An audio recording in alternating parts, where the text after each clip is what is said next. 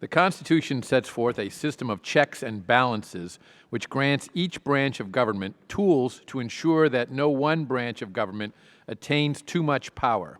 The legislative branch's tools include the power to write the laws, the power of the purse, the impeachment power, and the power to censure, among others. These tools empower Congress to exert oversight over the executive and judicial branches, including rooting out corruption, fraud, and abuse by government officials and taking further disciplinary action on behalf of the American people when warranted. The duty to serve as a check on the other branches, including against corruption and abuse, is a solemn one, and Congress does not take and must not take this responsibility lightly. That is why this committee has scheduled this hearing today.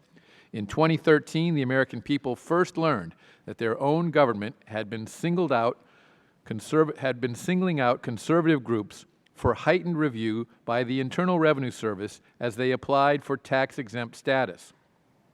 This IRS targeting scandal was nothing short of shocking. It was a political plan to silence the voices of groups representing millions of Americans. Conservative groups across the nation were impacted by this targeting, resulting in lengthy paperwork requirements, overly burdensome information requests, and long, unwarranted delays in their applications. In the wake of this scandal, then IRS official Lois Lerner stepped down from her position, but questions remain about the scope of the abuses by the IRS. The allegations of misconduct against Koskinen are serious and include the following. On his watch, volumes of information crucial to the investigation into the IRS targeting scandal were destroyed. Before the tapes were destroyed, congressional demands, including subpoenas for information about the IRS targeting scandal, went unanswered. Koskinen provided misleading testimony before the House Oversight and Government Reform Committee concerning the IRS's efforts to provide information to Congress. These are very serious allegations of misconduct, and this committee has taken these allegations seriously. Over the past several months, this committee has meticulously pored through thousands of pages of information produced by the investigation into this matter. On May 24, this committee held a hearing at which the Oversight and Government Reform Committee formally presented its findings and evidence to the members of this committee. And today, this committee holds a second hearing to allow outside experts to assess and comment on the evidence presented to the committee at its May 24, 2016 hearing and the many options for a congressional response. I look forward to hearing from all of our witnesses today. It's now my pleasure to recognize the gentleman from New York, Mr. Nadler, who will offer an opening statement in lieu of the gentleman from Michigan, Mr. Conyers, who is not able to be here due to weather conditions and traffic flying here from Detroit, as I understand it. So, Mr. Nadler, welcome. You're recognized. Thank you, Mr. Chairman. Today, this committee will yet again conduct an exploratory discussion of whether various allegations against the Commissioner of Internal Revenue warrant the commencement of formal impeachment proceedings. With less than 30 legislative days remaining before this Congress enters a near two-month recess, there are certainly more pressing matters demanding our attention. The horrible attack in Orlando cries out for a meaningful response from this committee. Millions of immigrants long to come out of the shadows to become legally part of our nation. With national elections looming just months away, the urgent need for election reform goes unanswered. I could go on. Instead, we have today's hearing, a potential precursor to impeachment, itself a highly time and resource-consuming process. Our most recent impeachment took more than a year to complete in the House alone. This process necessitated the creation of a bipartisan task force to conduct an independent investigation of the proposed charges, even though the judge in question had been under investigation for years. The task force reviewed the evidence, conducted depositions, held hearings, and gave the accusing official an opportunity to testify, cross-examine witnesses, and invite witnesses of his own.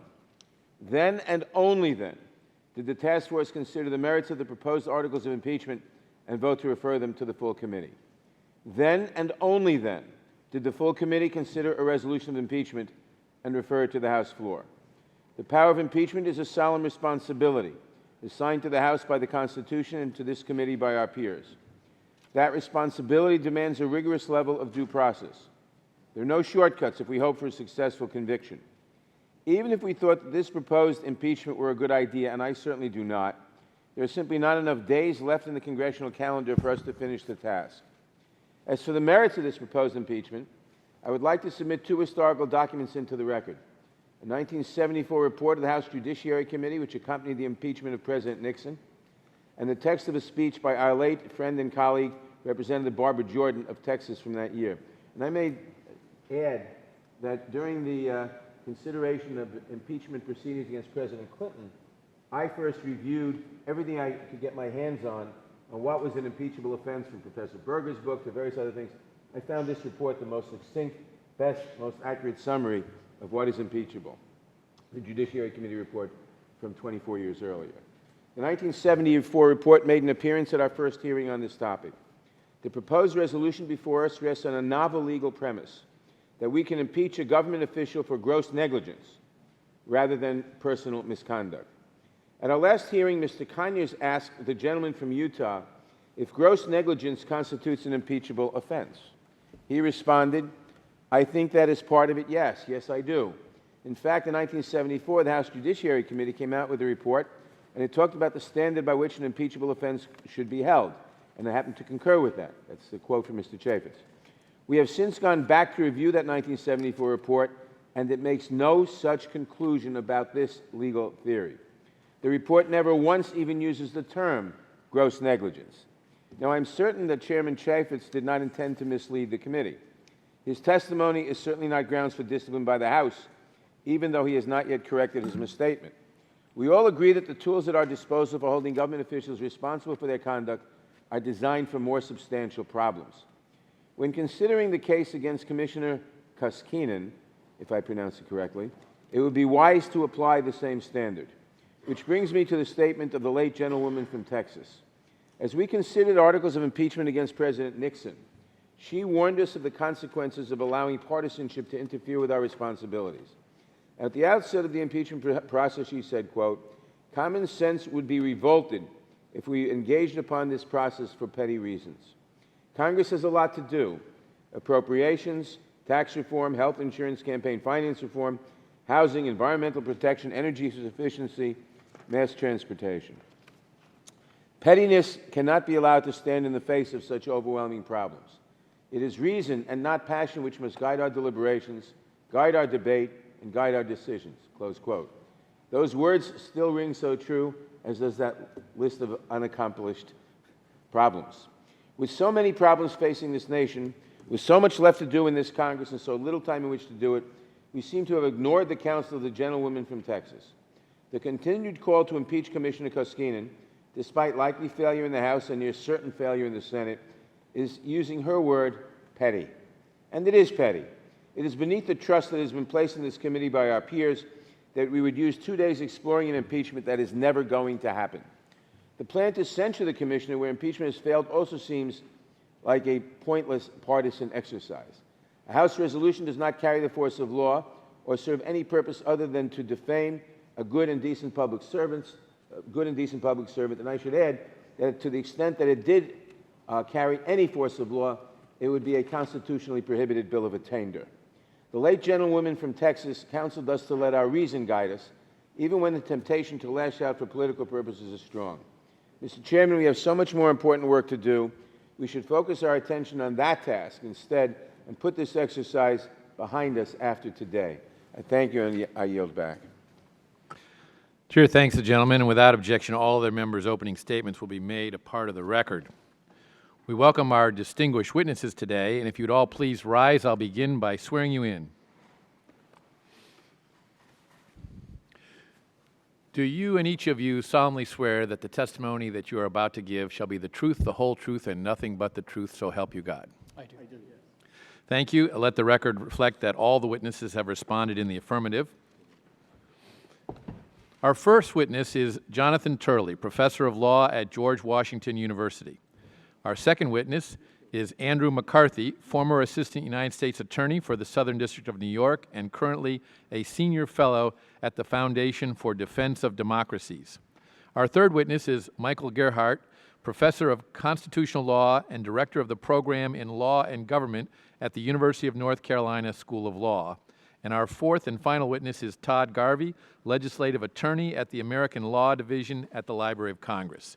Your written statements will be entered into the record in their entirety, and we ask that you each summarize your testimony in 5 minutes. To help you stay within that time, there's a timing light at the table. When the light switches from green to yellow, you have 1 minute to conclude your testimony, and when the light turns red, that's it. Your time is up. Mr. Turley, we'll begin with you. Welcome. Thank you, Mr. Chairman, Ranking Member Nadler, members of the Judiciary Committee.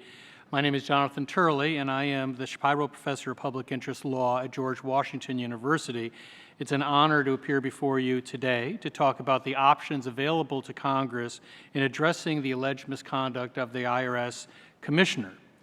Since today's hearing is focused on the options rather than the merits of congressional action, I'll solely address the range of remedies available to Congress and some of the questions raised as to barriers to those remedies facing the committee.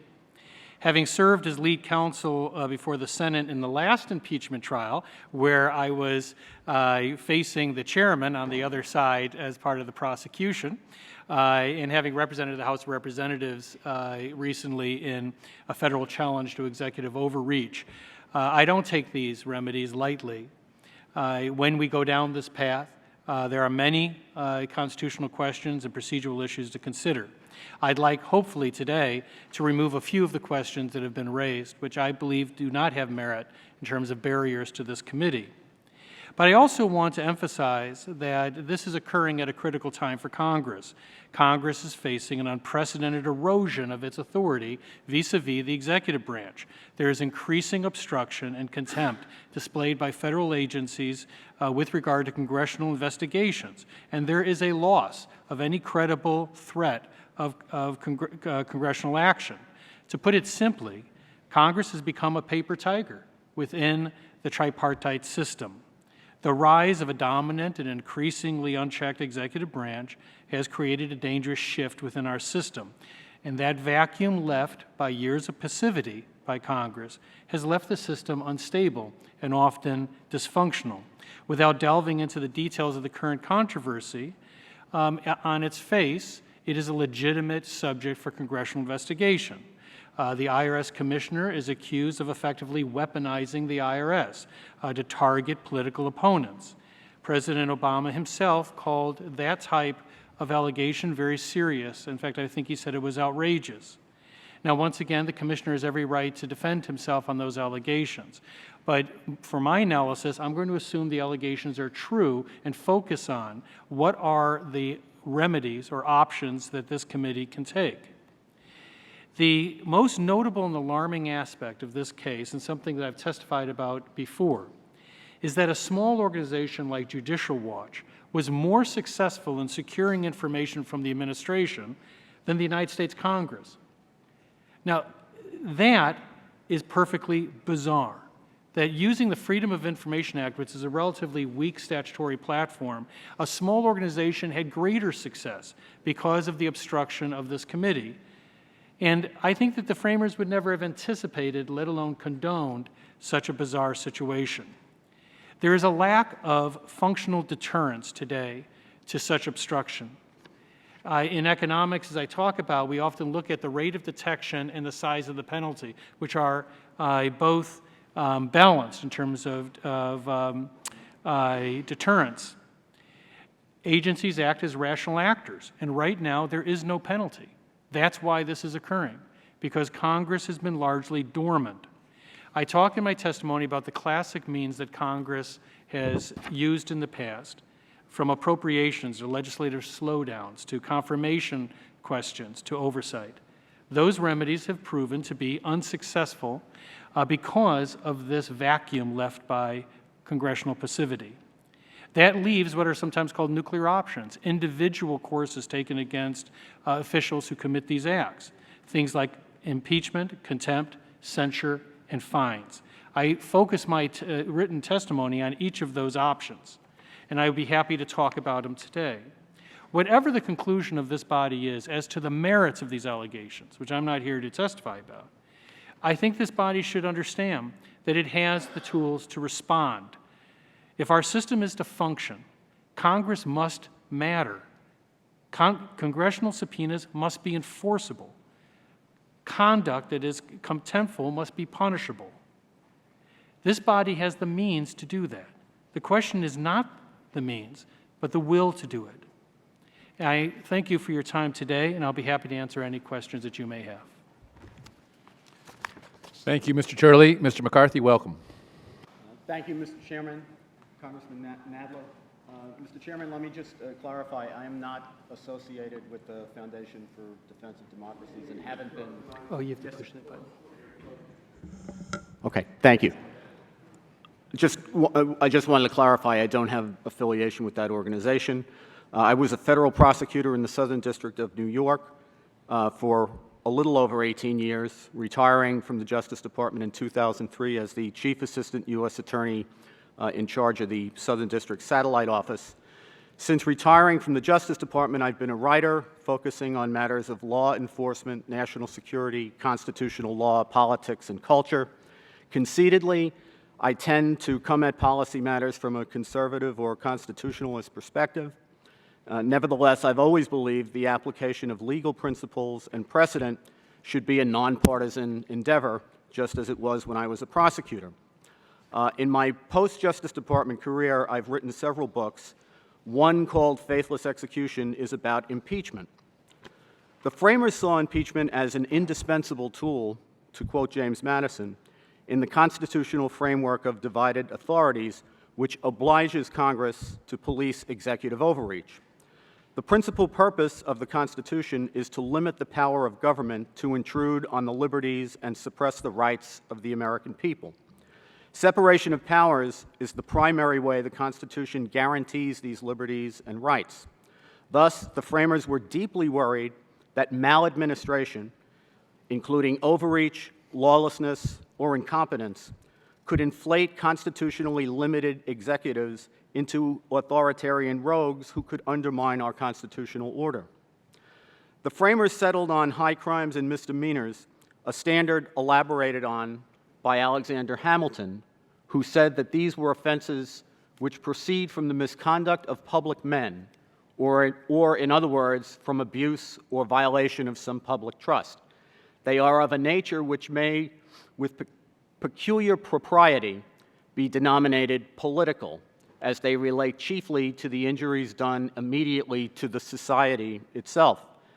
I am quite sympathetic to Congressman Nadler's remarks about the difficulty of fixing the standard.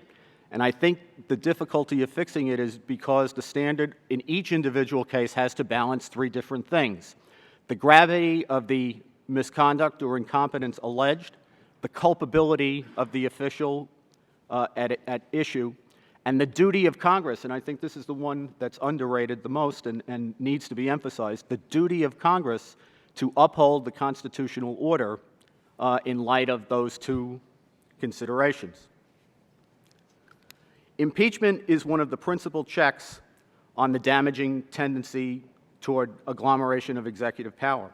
Executive overreach invariably involves the usurpation of congressional power, the misleading of Congress, and the abuse of authority granted to the executive by Congress.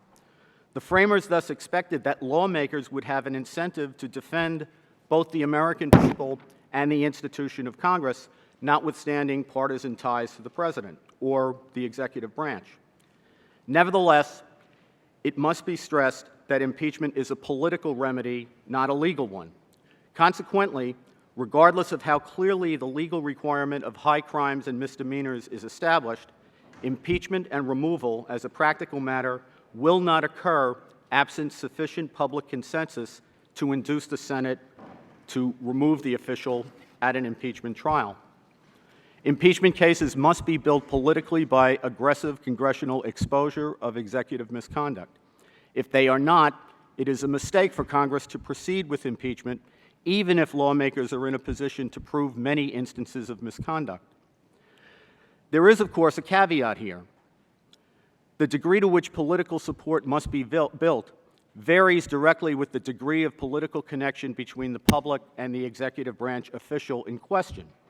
The public has a great political investment in a president, the official in whom the Constitution vests all executive power. To take the case of President Obama, for example, the American people have elected him not once but twice. The public has considerably less political investment in an unelected subordinate official responsible for carrying out the duties of a critical executive agencies, the power of which have been abused. In the latter situation, it is a duty of the President to take action to discipline or terminate the rogue executive agency officials. If the President fails in this duty, it is essential that Congress take action.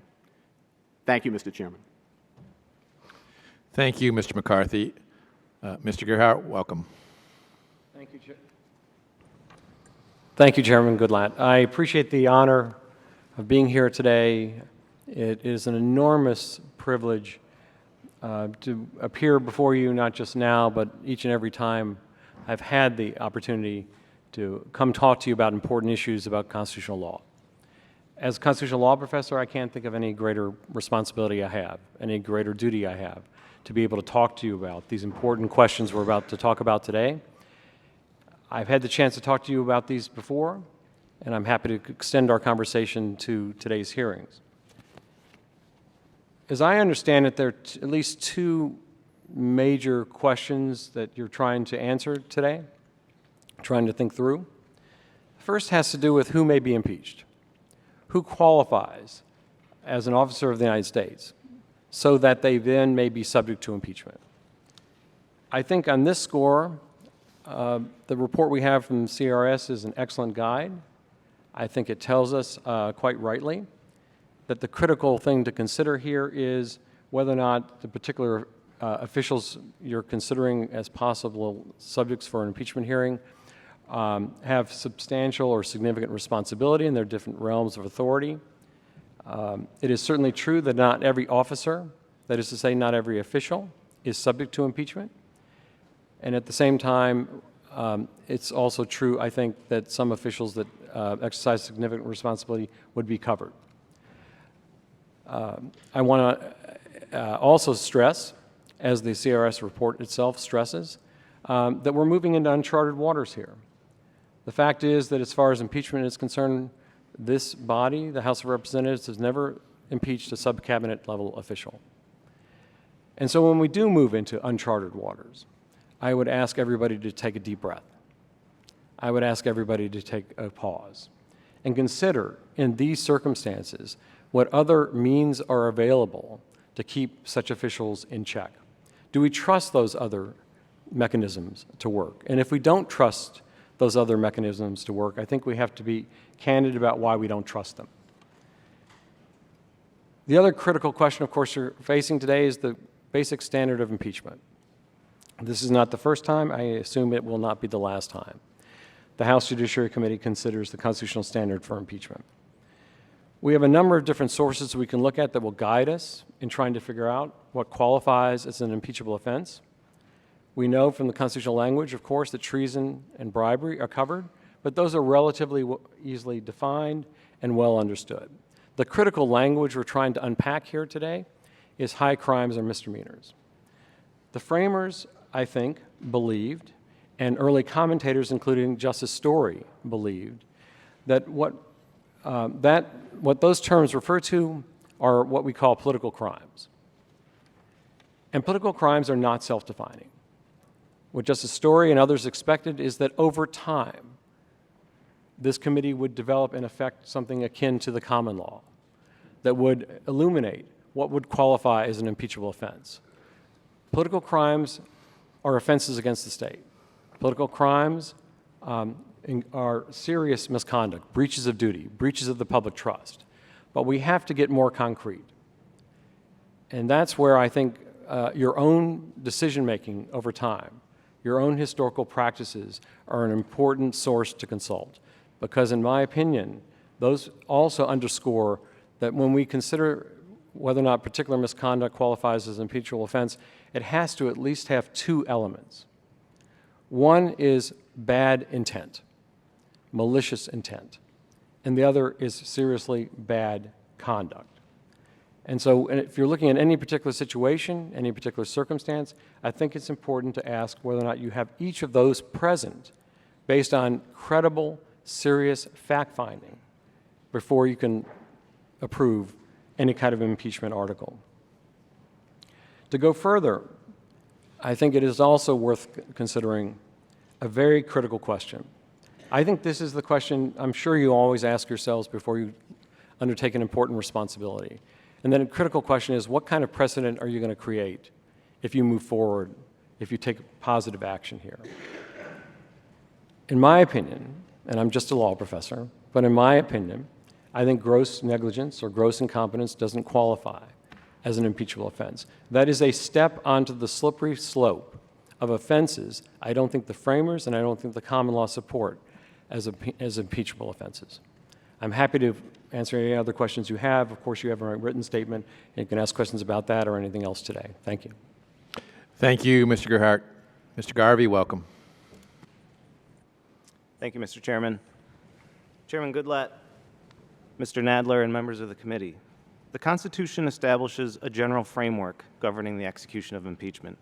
Unlike the lawmaking function, the impeachment power is given wholly to Congress, with the House exercising the sole power of impeachment and the Senate the sole power to try those impeachments. But the Constitution also establishes a number of limitations and safeguards on the use of the impeachment power. Among the limitations are that the officials eligible for impeachment are limited to the President, Vice President, and those who qualify as civil officers, and that the offenses for which an eligible official may be impeached and removed are limited to treason, bribery, or other high crimes and misdemeanors. Among the safeguards are the requirement that the 2/3 of the Senate concur in any impeachment conviction, and that the consequences of conviction shall not extend further than removal from office and disqualification from holding a future federal office. In a historical sense, Congress has formally exercised its impeachment power on a limited number of occasions. The House has impeached 19 government officials. The vast majority of those impeachments, 15 of the 19, have been federal judges. The other 4 impeachments consist of 2 presidents, Andrew Johnson and William Clinton, 1 senator, William Blunt, and 1 cabinet official, Secretary of War William Belknap. 8 of the 19 officials who have been impeached by the House have been convicted by the Senate, all of whom were federal judges.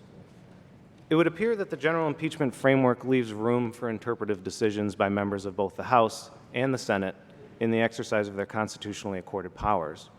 Among the uncertainties in that framework is the question of which offenses constitute the type of high crimes and misdemeanors that establish grounds for an impeachment. In considering that question, then Congressman Gerald Ford famously stated that an impeachable offense is whatever a majority of the House of Representatives considers it to be at a given moment in history. While there may be some practical truth in that statement, the House's views of what constitutes an impeachable offense, both current and historical, carry great weight. This proposition finds support in both the Constitution and its vesting of the sole power of impeachment in the House, and the Supreme Court statement in Nixon versus United States that the judiciary was, quote, not chosen to have any role in impeachments. For these reasons, it would appear that the House and Senate precedents likely form a prudent body of authority for interpreting the scope of the impeachment power. The impeachment precedents, however, do not establish fixed standards for the actions that constitute an impeachable offense. It is therefore difficult to make general assertions based on past practice as to the type of conduct that satisfies the constitutional requirement. For example, House precedents do not appear to speak directly to allegations of misconduct in the context of a congressional investigation. Perhaps the closest analog is the article of impeachment approved by the House against Judge Thomas Porteous in 2010 for false statements made to the Senate during consideration of his judicial nomination.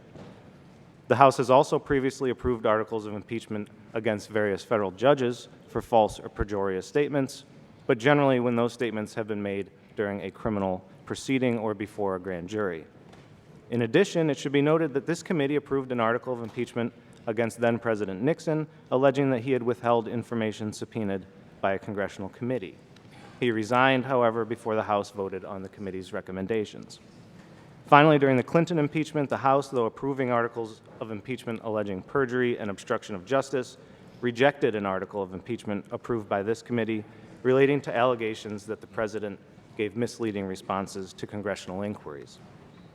In closing, I would note that censure may be a tool available to the House as either an alternative to or supplement for impeachment of an executive branch official.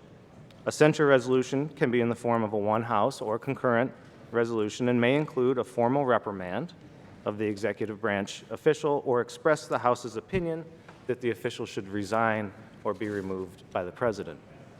A censure resolution is not legally binding, but may be significant for its symbolic impact.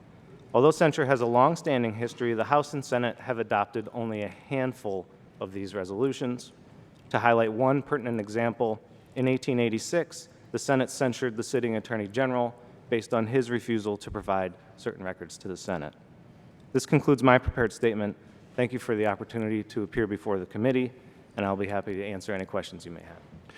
Thank you, Mr. Garvey. We'll now begin questioning of the witnesses under the 5-minute rule, and I'll begin by recognizing myself. Mr. Turley, welcome back before this committee.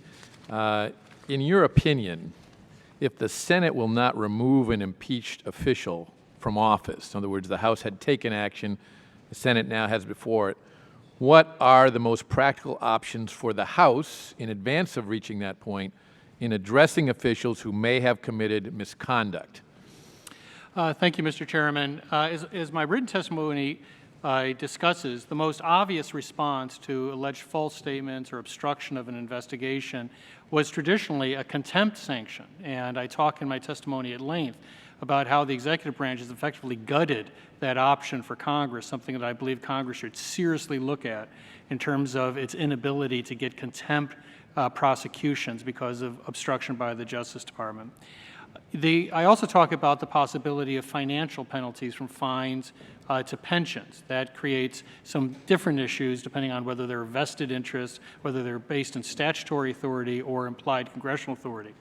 Another obvious choice would be censure. I disagree with some people who have said that censure is not constitutional for this body to consider. I find that completely meritless. It is clear, in my view, that this body can censure an executive official. In fact, I find it rather bizarre to suggest that this body can condemn actions of countries, agencies, but not individuals. I don't see how you can read that into the Constitution. But I believe that that power— Let me interrupt. I'll come back to that, but I first want to ask another question of Mr. McCarthy. Mr. McCarthy, in your you state in your written testimony that the framers were deeply worried about maladministration, including overreach, lawlessness, and incompetence, that they could inflate the constitutionally limited executive into an authoritarian rogue who undermines our constitutional order. Professor Gerhardt, on the other hand, writes in his written testimony, and he also stated it in his oral testimony, that the founders considered but rejected making certain high-ranking officials impeachable on broader grounds such as maladministration. Who's right on that point? Did the framers consider maladministration an impeachable offense or not? I think, Mr. Chairman, that it's more fitting, perhaps, to say that one answer is more complete than the other. Certainly, the framers considered maladministration, but they rejected it as the standard. And that is part of why they settled on high crimes and misdemeanors. They were concerned of the promiscuous tendency of a standard like maladministration to be applied in trifling circumstances rather than really serious ones. On the other hand, I think it's interesting that Professor Gerhardt cited to Justice Story and yet did not quote to you what Justice Story actually said in saying that that gross neglect did not qualify. Here's what Justice Story actually says. Impeachment applies to political offenses growing out of personal misconduct or gross neglect, or usurpation or habitual disregard of the public interests, various in their character, etc. Let me interrupt you there, since I have a limited amount of time, and ask Mr. Gerhardt if he wants to respond to that. Sure, thank you. I think I probably have quoted Justice Story in a number of different respects, including the book I wrote on impeachment. But more pertinent to this, I think, is that the critical thing I think to keep in mind here is that the notion of high crimes or misdemeanors wasn't fixed or precisely defined at the time of the ratification. And over time, as I said in my oral testimony, and I think in my written too, that in effect, I think what the framers expected was the evolution of a kind of body of common law. Your decisions over time would become important. So I think you can't point to one particular time in the past and say, oh, here's where the meaning got fixed. It's going to evolve over time. I believe, it's my belief, that over time, that language in the Constitution comes to mean you need both bad intent and a bad act. But I think that's how I construe the common law. Let me interrupt you because I want to ask a question, Mr. Garvey, and my time's running down. Mr. Garvey, Mr. Turley mentioned censure, and in his belief that that's an appropriate remedy for Congress to use. What do you believe about censure? Is it a remedy that is available to Congress in instances such as these? And I'll go back to everyone else and ask them to respond to that as well. Thank you, Mr. Chairman. Yeah, it seems so long as it is in the form of a one-house resolution or a concurrent resolution that is non-binding, that would be consistent with the Constitution. We have a number of examples in history in which either the House or Senate have censured executive branch officials, including 2 presidents. And including sub-cabinet level employees of the executive branch. Is that not correct? That's right. A sitting attorney general, and as I recall... Attorney General would be a cabinet level appointee, but I believe in recent times there has been a censure of a sub-cabinet level employee. My understanding of the situation is that the last censure resolution approved by either the House or Senate was during the Teapot Dome scandal in the 1920s. I'm not sure of an approved censure resolution after that. Okay, thank you. Mr. Shirley, I think you've answered already, but quickly, if you have anything to add. The only thing I would add is that in terms of censure, I think one thing that it should be avoided is I don't believe that censure is a creature of the impeachment provisions, and I believe that creates some uncertainty. I think that Congress has the inherent authority to censure. So one of the things I encourage the body to consider is if you are going to create a censure resolution, it should be in regular order. It's not part of an impeachment process. I don't think you want to say that your power to censure is derived from the impeachment provisions. All right. Mr. McCarthy. I agree with Professor Turley about Congress's power to censure, but to my mind, it's almost beside the point because censure is a two-way street. Impeachment is a two-way street. The question is not just how much misconduct has been committed by the executive branch, it's whether this branch is up to its responsibility to check executive overreach. So if you censure somebody who deserves to be impeached, and I don't have a view on this particular case because I haven't investigated it, but it's just as censurable, to my mind, for Congress to fail in its duty as it is for the official who's committed the conduct meriting censure. Mr. Gerhardt. On the censure question, I think we need to be clear about a couple things. The first is what we mean, of course, by censure. I think I believe what we're all saying, and this is at least what I would say, is that censure in our conversation is referring to a non-binding resolution. As such, of course, you approve such things all the time. Having said that, I would caution this committee to be very careful in the way it words its censure resolution and what it intends for that resolution to be or to do. The critical thing to keep in mind is there's not much distance between a censure resolution, as we've just defined it, and a bill of attainder.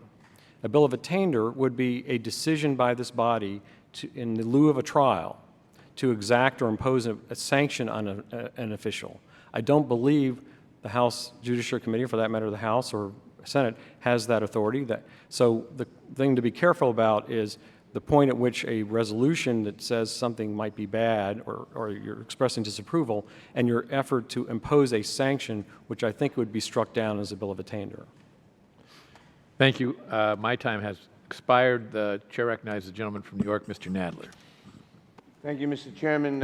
Professor Gerhardt, Can you walk us through the process of impeachment rapidly? That is the rapidly walk, not rapidly impeach, in the House of Representatives. What are the obligations of the House Judiciary Committee? Are we obligated to independently investigate the allegations, do our own fact-finding, conduct interviews and depositions? You're certainly entitled to do that, yes, sir. Are we obligated to do that, or can we rely on somebody else? I think whether you're obligated or not is going to be subject to some interpretation, but I think I think when the House Judiciary Committee doesn't do its own fact-finding, it undermines the credibility of what it's done. Thank you. And what due process considerations do they owe to the accused official? Does he have a right to counsel before this committee, opening statements at hearings, the right to question witnesses, the right to introduce witnesses? I certainly think that would all be true, yes, sir. That would all be appropriate. All would be quite appropriate. And what would be the consequences for an impeachment proceeding that failed to honor this due process for the accused? Well, if you don't honor the due process rights of the accused or give the target of an impeachment some opportunity to defend himself or herself, I think what the House committee ends up doing, again, is seriously undermining what it's attempting to do. And given what you've just said and your understanding of the process, do you think it's reasonably possible for this committee to undergo a successful independent review of the accusations against Commissioner Koskinen in the remaining weeks of this Congress? Well, you're in a better position than I to say that, but with time growing short, it's very difficult to do. Let me just emphasize two quick things. Impeachment is supposed to be a last resort. It's supposed to be something you do after you've explored all the other options. And the other thing is, I think, of course, it should be undertaken carefully and deliberately and thoughtfully. Thank you. Now, you've written what kinds of acts constitute high crimes and misdemeanors. Extensive literature on that. We went through that in 1974 and 1998. Basically, political acts that threaten liberty, separation of powers, the structure of the state, essentially.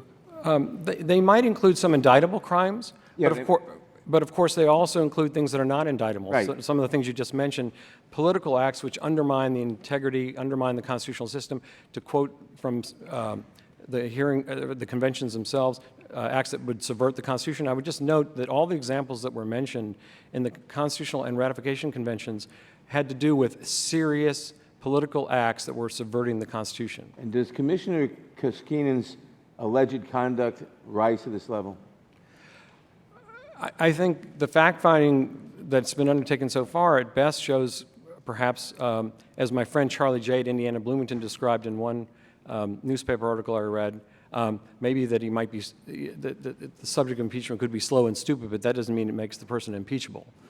In other words, you can make mistakes. You can even have bad judgment, but those things are not impeachable. You can even be grossly negligent. It can even be grossly negligent. That doesn't rise, at least in my opinion, to an impeachable offense. Keep in mind, some things could be misconduct that fall short of being an impeachable offense. Now, in your written testimony, you state, quote, a principal concern among the framers was to distinguish the federal impeachment process from the English one, in which anyone could be impeached for any reason, close quote. How did the framers make that distinction? Well, they made the distinction because they were quite familiar with the British system, of course, and they had it in front of themselves to some extent as they were, as lawyers and as they entered into the process of the Constitutional Convention. And they didn't want the American system to be like the British system. They actually were trying to narrow who would be subject to impeachment, narrow the sanctions that would be available, and narrow the grounds on which it would be possible. And has the House ever impeached anyone on the theory of gross negligence? No, sir. What would be the consequences for setting that precedent? The House has never impeached anyone for gross negligence or I think anything akin to it. And I think opening the door to that actually, I think is going to be present all sorts of serious problems. The impeachment process was not meant to be a kind of roaming commission that would then cover all kinds of mistakes or misconduct. It's for the most serious things. Now, House Resolution 737 was introduced to censure the commissioner and expresses the sense of the House that the commissioner should give up his government pension and any other benefits. Does this resolution carry with it the force of law? And if it did, would it not be obviously and totally a bill of attainder? As you described it, that would be a bill of attainder. Because we have a 1954, I think, Supreme Court decision that a provision in an appropriations bill that said no funds here appropriated should be used to pay the salaries of two named individuals. That was a bill of attainder, was it Right. not? Yes, sir. So this is clearly a bill of attainder to the extent that it has any force of law. Yes, sir. Does anyone disagree with that? No. let me make, my time has expired. I just want to make one historical correction, because I hear this all the time and it really bothers me. Mr. McCarthy said the Constitution was enacted to limit government power and provide for liberty. No, the Articles of Confederation were enacted for that. The Bill of Rights was enacted for that. The Constitution was enacted to strengthen government power, to enable the central government to lay taxes and to function effectively. We put limits on that through the Bill of Rights, but the Constitution was enacted for the opposite purpose. But just a historical note. Thank you. I yield back. Chair thanks the gentleman and recognizes the gentleman from Iowa, Mr. King, for 5 minutes. Thank you, Mr. Chairman. I thank the witnesses for testifying here today. It's some pretty fascinating perspective that I'm hearing. I'd go first to Mr. Garvey, and I want to make sure that I was listening carefully.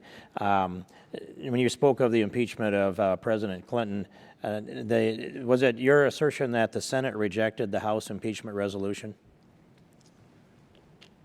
No, what I was saying, Congressman, was that this committee approved 4 articles of impeachment against President Clinton: perjury before the grand jury, perjury in a civil deposition, obstruction of justice, and providing false and misleading statements to a congressional committee.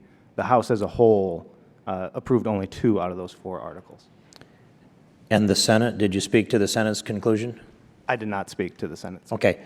I'm glad I clarified that, because I wanted to make that point, and it happens to go back to an earlier conversation I had before this hearing began with Professor Turley, and just to be able to put it into the record that when we got a vote in the United States Senate on those charges that they took up and determined to try President Clinton on, all of those questions that came before the Senate were wrapped up into one question, which was, is he guilty of these various charges, and if so, is it in your judgment that it is worthy to remove him from office if he is guilty? And it allowed every senator to cloak themselves in whatever argument suited them politically, and the American people never got a verdict from the United States Senate. And that's a big disappointment to me, that one of the highest constitutional duties that can be served up to the United States Senate, to not have history record a verdict after a trial in the Senate. So I bring that point up for that reason. Would the gentleman yield for a moment? Yes, I would. I thank the gentleman for, I'll be very quick also to add to the record. I might note, having been one of the House managers in the impeachment of President Clinton, the House managers were limited to just 3 witnesses, and those all had to be done by videotape. So our hands were, to a great extent, we were handcuffed. Thank the gentleman. I thank you for reclaiming my time, and I wish I had more time. I would yield to jump from New York. Yeah, I'm just curious about what you just said. You said the Senate never reached a verdict. The Senate voted down the articles of impeachment. Isn't that a verdict? No, and I'm reclaiming my time. I'm happy to take that up at another time. I'd be very, very interested to do so, and Mr. Nadler knows I mean that. So I'd turn instead to Mr. Gerhardt, and I will make this assertion that, well, as an employer, and I have been since 1975, our employees are at-will employees. We can dispatch them or fire them, remove them from their office for any reason or no reason at all, provided we're not violating a specific law. And I would put this Congress in that kind of a concept with regard to the executive branch employees who are going outside the bounds of their job, violating the Constitution. Your position was, I believe, that we need to that there needs to be malicious intent and there has to be serious bad conduct. I would assert instead that Congress gets to decide what that is, and we could be as specific as we like or as vague as we like, but I would submit that if Congress decided to impeach perhaps the director of the IRS, that we could do so for any reason or no reason at all, and it comes back to the political foundation of what would the consequences be if Congress just said, we decided to have a closed hearing and we're going to impeach the director of the IRS to get this over with and send a message to the president and the American people, we're not going to mess with this kind of persecution against especially conservatives. What do you think the consequences would be if Congress took that position? Well, sir, so 2 quick thoughts. The first is, in the corporate world, in the corporate example, board of directors are not able to fire CEOs for gross negligence or gross incompetence. They actually there has to be at least deliberate indifference. In other words, there has to be some bad faith. The second point is that all powers, including the impeachment power, are limited. The Constitution limits every governmental authority. And so there's, again, you can't impeach, at least... But what would the consequences be if Congress decided to impeach without making a public case and just simply said, we have our reasons and we've impeached? What would the consequences be to Congress for such an act, presuming that the Senate removed from office? I'm sorry, convicted. presuming the Senate actually removed somebody Yes. after that? Well, I think the consequences are comprised in part by what the Senate does. But if the House simply impeaches and doesn't have evidence and doesn't back it up, the consequences actually are political. There's not like a court could strike that down, I don't believe. And you take the political heat, in a sense, the political consequence for that. But also one consequence is how the Senate treats what you do. Watching as my time has expired, I would just submit that I appreciate that answer, because in the end of this, it's a political question before this United States Congress, the House and the Senate. And when the other branches of government violate the Constitution, it falls back to us to make the political decision. And that's one of the very few ways that we can enforce. And if I had more time, I would pose a question as to what would happen if Congress would expand its powers into the executive and judicial branch in the fashion that the judicial and the executive branch are expanding their powers into our legislative branch. But I'll leave that as a rhetorical question and yield back the balance of my time. Thank you, Mr. Chairman. The chair recognizes the gentlewoman from California, Ms. Lofgren, for 5 minutes. Thank you, Mr. Chairman.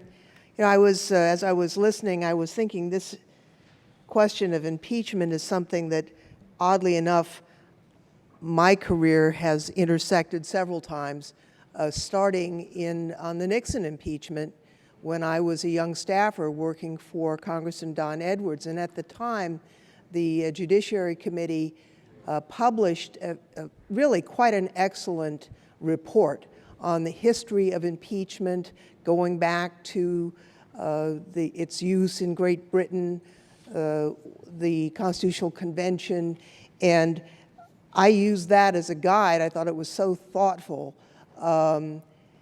And I wonder if it's possible, Mr. Chairman, to ask unanimous consent to put that, oh, you already put that into the record. You know, we started this Congress reading the Constitution. And here's the guiding provision of the Constitution, Article 2, Section 4.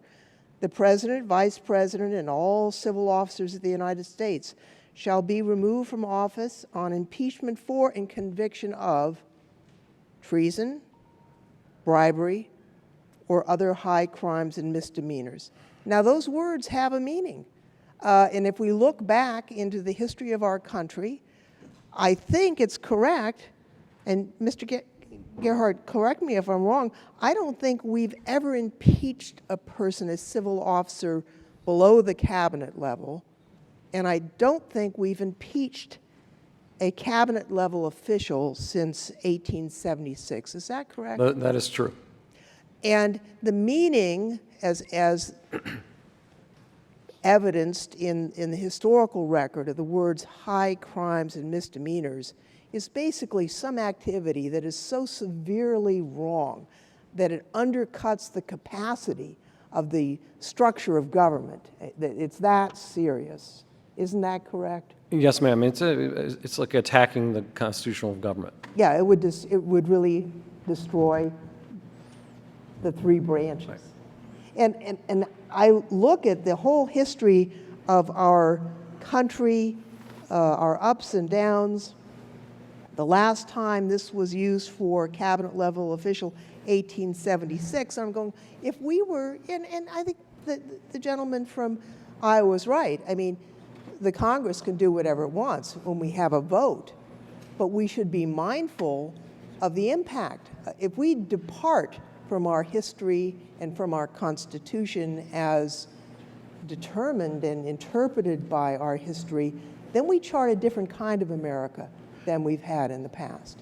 And so I guess my question is, if we were to utilize in a very radical way the tool of impeachment to basically start removing officers, civil officers, through impeachment, couldn't that have the impact, Mr. Gerhardt, of really changing the balance of power between Congress and the executive so that the executive would become less able to act and really be a departure from the last couple hundred years of our history? I think the answer, of course, would be yes. That's one interpretation of what happened when the Congress tried to impeach and remove President Johnson. That was that episode is largely understood as an attempt to sort of take out a policy difference between Congress and the president through the impeachment process, which I think history has treated as inappropriate. One important check, I think, on this body, as everybody here knows, is history. The historical judgment. It's one reason why I took the liberty of ending my written statement with the quote from the musical Hamilton saying, "History has its eyes on you." It's not just lyrical. I think it's actually true. It has its eyes on all of us. It holds all of us accountable. So if the House or anybody else missteps, history is a cold-hearted judge on, in giving you a grade or a sanction on whatever it is. Will the gentlewoman yield? I'm almost out of time. I would just like to close, since I know I just have less than a minute left, by indicating that, I think it would be, when thinking back on the Nixon impeachment, it ended up being bipartisan because there was a judgment, not just on one party versus another, that there'd been a serious problem here that was undercutting the actual structure of government. And I guess if you look at the history, when you have a partisan action in a civil officer, I think it's an alert that there's a problem, that it's maybe based in a political difference, not in a serious effort to protect the integrity of the constitutional system. And with that, I see my red light is on, and I yield back, Mr. Chairman. Chair thanks the gentleman. Recognize the gentleman from Texas, Mr. Gomert, for 5 minutes. Thank you, Mr. Chairman. And I could not agree with my friend from California more. And that's why in a previous hearing in this room, I pointed out that when we found out from the IG inspector in the Department of Justice that there could have been thousands of violations of the abuses of the national security letter, I called the White House, talked to the chief of staff, and said, "This is outrageous. We're not going to defend this. You need a new attorney general." And I'm waiting for a Democrat to stand up and say, "We've been lied to in Congress. Things have been obfuscated, hidden, and we're not going to stand for this either."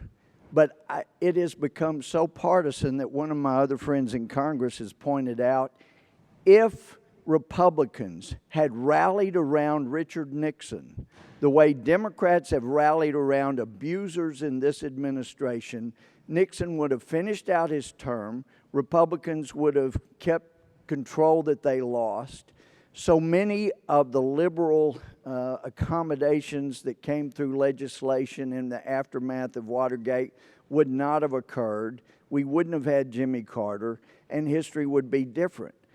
But fortunately, most of us believe right is right, wrong is wrong. You're not supposed to lie.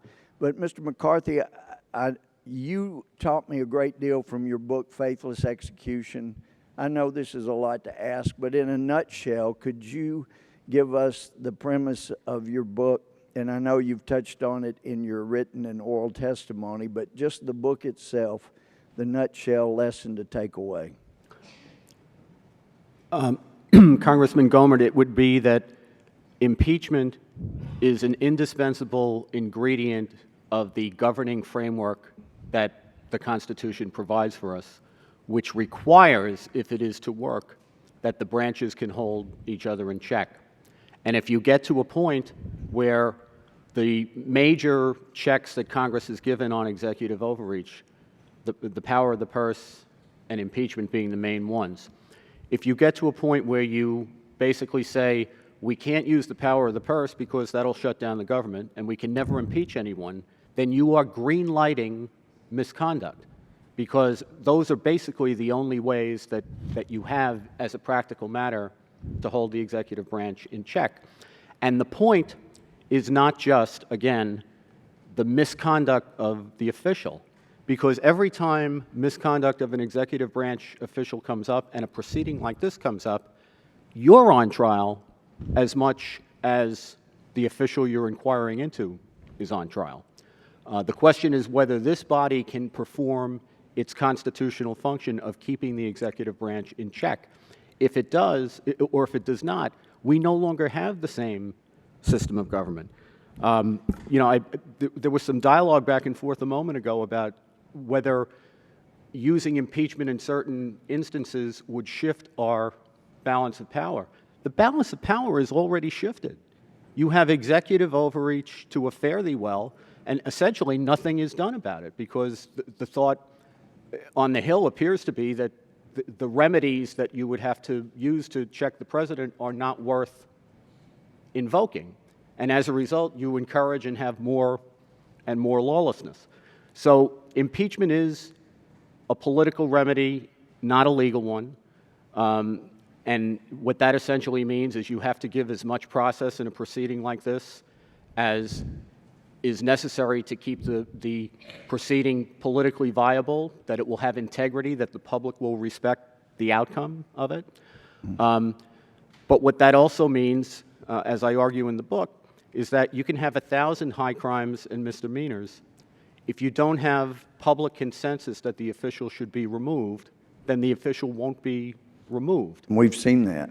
But it's really up to you to highlight for the public why the misconduct at issue threatens our constitutional order. Well, Professor Turley, I have appreciated, seemed like most of my career you were testifying for positions that were more favorably accepted by my Democratic colleagues. But the great thing I've appreciated about you, that you are a man of integrity. You step forward and say what you believe, no matter who's offended or who doesn't like what you say. And I think that's, if we don't take some steps here to protect our jurisdiction, I'm afraid we lose the ability to do what you've done. But my time expired. So I can't yield back what I don't have. The chair thanks the gentleman and recognizes the gentleman from Georgia, Mr. Johnson, for 5 minutes. Thank you. Thank you all for appearing today to testify in this hearing, which I liken to a dog chasing its tail. I mean, you know, a dog got a flea on its tail or a tick or something, and it gets so exasperated and wound up that it just starts chasing its tail around. And that's what this hearing kind of reminds me about, because it's not really, this is not an impeachment hearing, is it, Professor Turley? No, it's not an impeachment. Yeah, and there's some obligations that the Judiciary Committee must fulfill in terms of actually instituting an impeachment proceeding against someone. Isn't that correct? As far as I understand, this is not part of a formal impeachment procedure. Yeah, I mean, we've got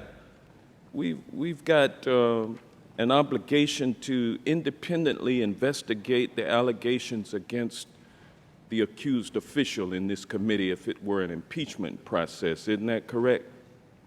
The House is given that responsibility to determine if there's a basis for impeachment. The Judiciary Committee of the House of Representatives is given that responsibility. Isn't that correct? It's my understanding, yes. And what due process considerations would we owe an accused official in a House Judiciary impeachment proceeding? We would have to afford that individual the right to counsel. Isn't that correct? Well, the question of due process is a little tougher in the sense that the Constitution... My question is just we would have to give that individual the focus of our impeachment inquiry, an opportunity to be represented by counsel. Isn't that correct? I'm not too sure, because the Constitution itself does not specify that you have that right. Well, it's been our custom. It has been our custom. We were on opposite sides in the Porteous impeachment, yes, and you certainly did afford that opportunity to my client. And it's only correct that we would do that. We would have the obligation to afford that target a right to an opening statement, right? In the past, there has been due process given to the accused. And we would give the accused the right to cross-examine any witnesses against him or her. Isn't that correct? That's a decision of the committee, but in the past that has occurred. And that person would have a right to present their own witnesses in an impeachment proceeding. Isn't that correct? Once again, if the committee allows it, and it certainly has happened in the past. Well, you couldn't impeach somebody without giving them the right to have an attorney and the right to confront the witnesses against them through cross-examination. Isn't that a fact? Well, if you're asking as a constitutional matter whether you have to give that right to an accused, my answer is probably no.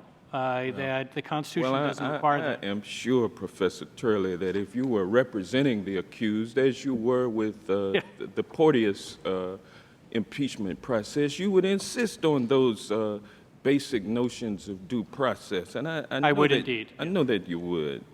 And so what we're doing here has no relationship to an impeachment proceeding. We shouldn't give the public the false impression that this is about impeachment. This is about the dog chasing his tail. Now, how long have we been chasing the tail on this case? It was back in, March of 2015, or October of 2015, when the Department of Justice declared that no criminal charges should issue out of the original investigation. Isn't that correct, Professor Gerhardt? Yes, sir.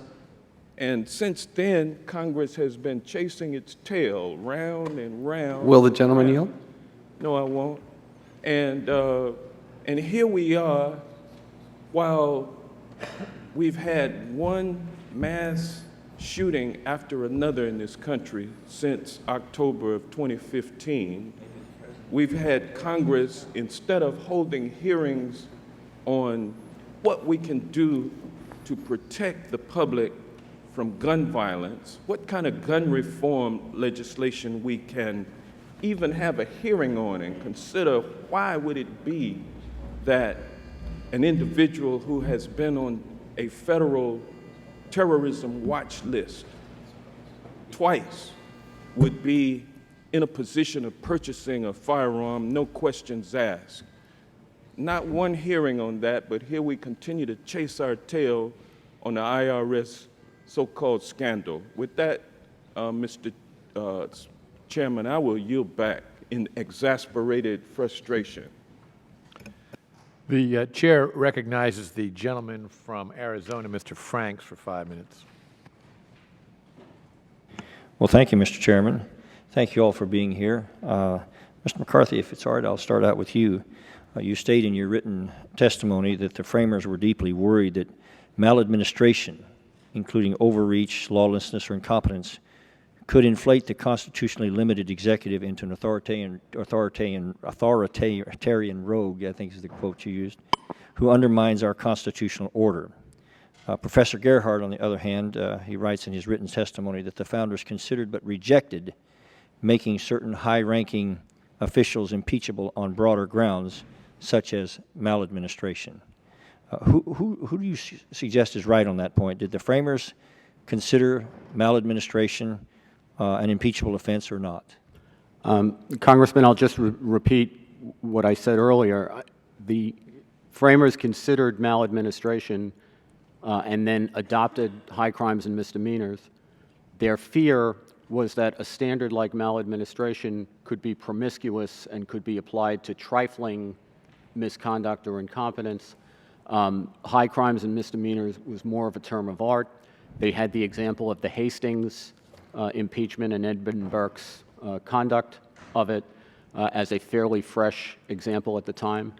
So I believe that is why maladministration was not the term that they settled on, even though it was the concept they were driving at. Yeah. Well, Professor Turley, do you have any perspective on that? Certainly. Actually, Madison referred later to maladministration in talking about the standard. There's a difference between what you use as the formal standard, and there was a concern of putting maladministration into the language because it tended to be too broad. But Madison also talked about incapacity, negligence, and perfidy as examples of things upon which you could be removed. Alexander Hamilton referred to abuse or violation of the public trust. The point is that this is a standard that has room at the elbows. It has room for the House to hold officials accountable for actions of misconduct. And a lot of the debate over language sort of misses the primary point. I'll give you an example. The idea that gross negligence cannot be an impeachable offense. As I state in my written testimony, it depends on how you use those terms. For example, in the criminal arena, as many of you are aware, recklessness is viewed as a criminal basis for criminal prosecution. So is deliberate indifference. Those are terms that take what would be normally a case of gross negligence, but it is criminal in the sense that it requires a level of action that itself is considered knowing for the scienter purposes. So at some point, the use of these terms outside the context of impeachment loses their meaning. At the end of the day, members have to look at whether what the official did was a betrayal of the public trust, whether it rose to the level of an impeachable offense.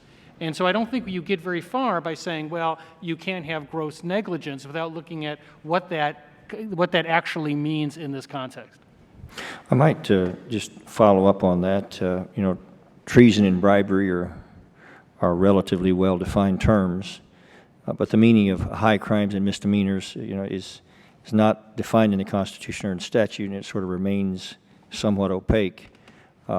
But in keeping with what you just said, in your view, is impeachment limited and ultimately to criminal acts, even if it was criminal negligence?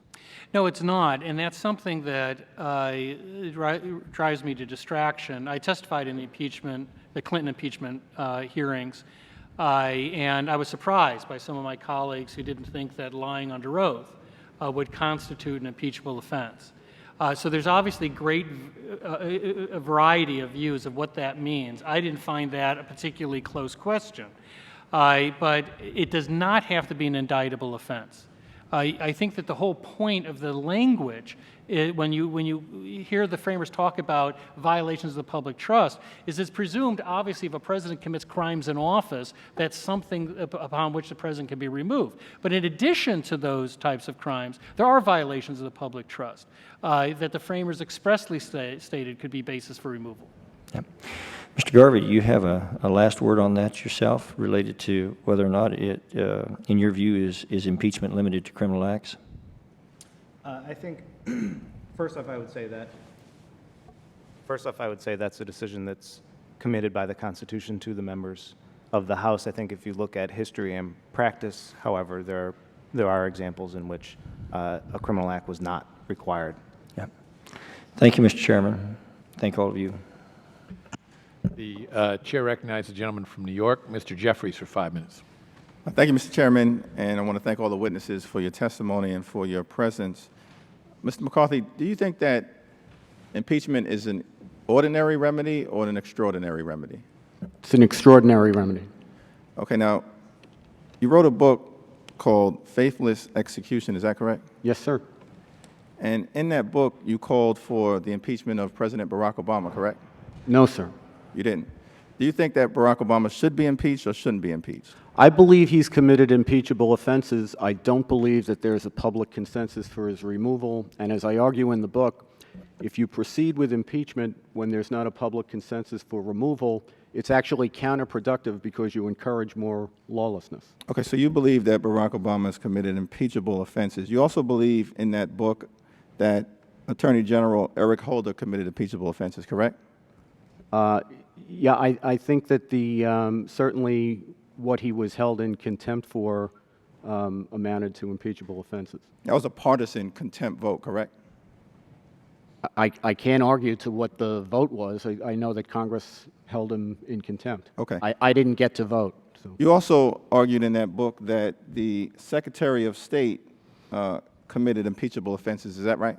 I do. I believe Benghazi, there are profound impeachable offenses, just to take that one transaction. Okay, by my count for this extraordinary remedy, we're at 1 president and 2 cabinet secretaries. Let's keep going. Right, who I recommended not to impeach because Understand. there's not a public consensus for it. The American people are reasonable. You also argued that the Secretary of Health and Human Services committed an impeachable offense. Is that right? I don't that book? recall that. I mean, I'd have to look at that. I did argue that the president had overstepped his executive authority by unilaterally amending or changing statutes, and that certain subordinates in the executive branch had actually carried out that lawlessness. Okay, so we're at 1 president and 3 cabinet secretaries. Am I leaving anyone else out? Man. I seem to think there were a lot more than that. Okay, let's move on to Mr. Hurley. I think we understand the perspective that you're bringing to this objective hearing. Now, Mr. Turley, in the Constitution, you've got treason, bribery, and other high crimes and misdemeanors as the standard laid out by the framers. Is that right? That's correct, yes, sir. And that's a high bar, extraordinary remedy. Is that right? Yes, I think it is. And I think you testified that Congress has a variety of options at its disposal in order to sanction, an official or a judge. Is that right? Beyond impeachment? Yes, yes. And I think you laid out impeachment, contempt, censure, and fines. Is that right? I believe so, yes. And along that spectrum, would you say that impeachment is the most severe remedy available to the Congress to, express an adversarial position as it relates to the conduct of an official or judge? Yes, but I would say that impeachment is not a means to express your adverse positions. It's not there for a cathartic expression by Congress, but it certainly is the most extreme of those options. Right. So it's not there to really express opposition or vent frustration at an administration that you disagree with, notwithstanding the fact they were elected by the American people not once but twice in overwhelming electoral college fashion. It is this extraordinary remedy with a bar set, high crimes, other misdemeanors, treason, bribery. Now, I think obstruction of justice presumably falls in that spectrum of an impeachable offense. Is that right? I think it does, yes. Other forms of official corruption fall in that spectrum of an impeachable offense? Yes. Perjury would fall in that spectrum of an impeachable offense. Is that right? Yes, sir. Now, negligence or incompetence, mistake, along that spectrum, which we're starting with treason and bribery, and we're winding up working our way through corruption and obstruction of justice, perjury, would you say that this extraordinary remedy, the most severe one available to the Congress, is an appropriate remedy for a mistake, even if that's a mistake that results in gross administrative negligence from someone who was not even a cabinet-level secretary, let alone a president? Well, certainly, if you're speaking of simple negligence, then my answer is, well, no, it's not an impeachable offense.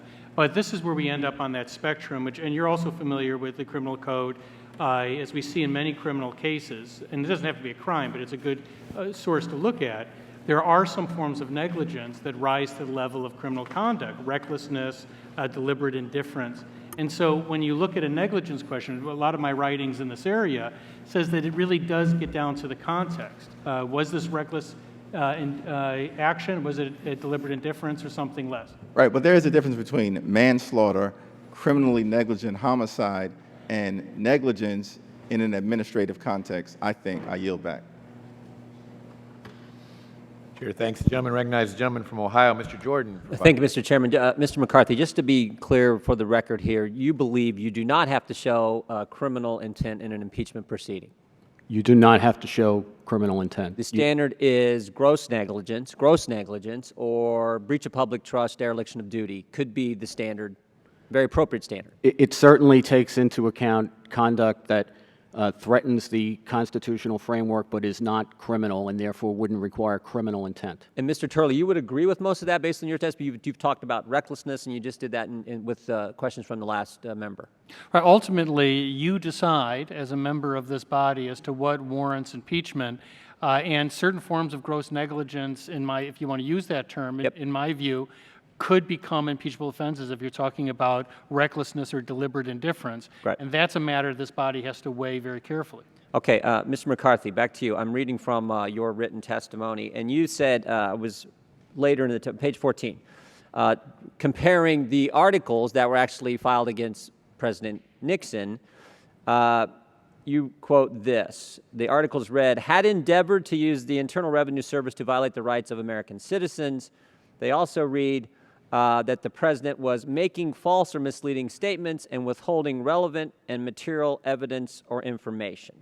Now, let me just give you some. That was from the articles filed against the president against President Nixon. Here's testimony from Mr. Koskinen. He said, if you told me that Tom Kane, Chief Deputy Counsel at the Internal Revenue Service, his Chief Deputy Counsel, said that on February 1st, that he knew on February 1st that there were problems with Lerner's hard drive and they were missing emails. If you tell me he knew on February 1st, I would henceforth say that the IRS knew in February. So, just the facts. Mr. Koskinen's IRS, his Chief Deputy Counsel, is on notice of problems with Lerner's hard drive and server, lost emails, and Mr. Koskinen waits 4 months to tell us. Would that be withholding relevant information, material information from our investigation, do you believe? Where I come from, and again, not having personally investigated this myself. Let me frame it this way. You're a former prosecutor. You find out important information. Maybe you didn't find out directly, but one of your other lawyers in your office finds out and is working on the case, and you guys wait 4 months to tell the judge. Would you be in trouble? No, I can tell you in nearly 20 years as a prosecutor, you screw up a lot of times. When you make a mistake, you are obliged to get to the court and correct the record, not to be called on it to correct it. There may be some rhythm involved in the equation to make sure that you have the facts right when you go to report it to the court. But if it's a matter of great gravity, for example, if I had gotten a court to incarcerate someone without bail on the basis of facts that I find out not to be true, my obligation, no matter how silly it makes me look, is to get to the judge and correct the record. Correct the record. Right. All right, 4 months. It's also interesting in that 4 month time frame, that's actually the time when they destroyed the backup tape. So they knew there were trouble with the main computer that had the emails, and they didn't tell us for 4 months, but in that interval, they also destroyed the backup tapes that would have given us the information, and they did that with 3 preservation orders and 2 subpoenas in place. I also like what you said here from the articles. Endeavored to use the IRS to violate the rights of American citizens. Now, it's interesting they used the word endeavor, because in this case that we're talking about, they didn't endeavor, they did it. 426 groups were targeted systematically and for a sustained period of time by the Internal Revenue Service. I always remind folks, never forget the underlying offense here. The IRS targeted people for their political beliefs. They got caught. Ms. Lerner lied about it when she first went public May 10th, 2013, and said it wasn't us, it was folks in Cincinnati. Then she comes in front of the Oversight Committee, sits right where you're sitting, and takes the Fifth Amendment. When you have that fact pattern, it puts a premium on the documents, the evidence, the material, the emails, and they waited to tell us that they had problems, and then they destroyed the backup tapes that contained the information we needed for our investigation. Ridiculous. Let me ask you this here. Mr. Gerhardt said this should be a last resort. The House has voted to reduce the IRS budget, the Treasury's budget. We have called for the resignation of Mr. Koskinen. We have voted for a special prosecutor to look into this. We voted last week in the Oversight Committee to censure. Last resort, we're there. There is nothing else we can do to reassert, as Mr. Turley said, the rights of the legislative branch, which have been trampled on by this executive branch. So I would just say this, Mr. Chairman. You don't have to show bad intent, criminal intent. Legislative branch rights have been trampled. And Mr. Turley pointed out a great fact. Judicial Watch can get more information on the IRS targeting scandal, on Benghazi, on the Clinton email, on anything that's going, they get more information than Congress gets. The underlying offense here was the most egregious thing you can do, going after people's political free speech rights, the right to speak in a political fashion.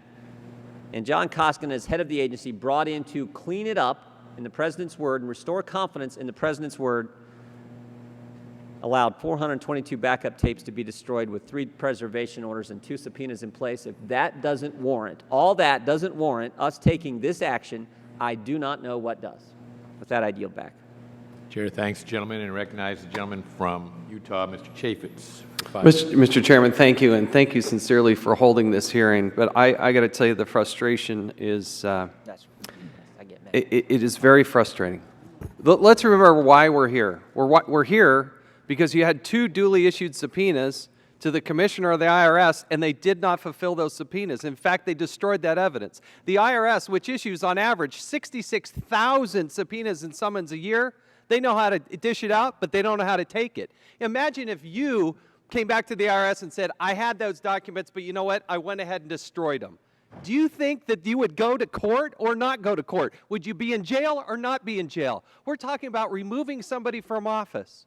The duplicity and inconsistency for Mr. Nadler is stunning. He complains about censure, and yet he co-sponsors resolutions of censorship on George W. Bush. He does censures on Mr. Cheney, but heaven forbid we get rid of somebody who lied to Congress. When you provide false testimony to Congress, is that or is that not a crime?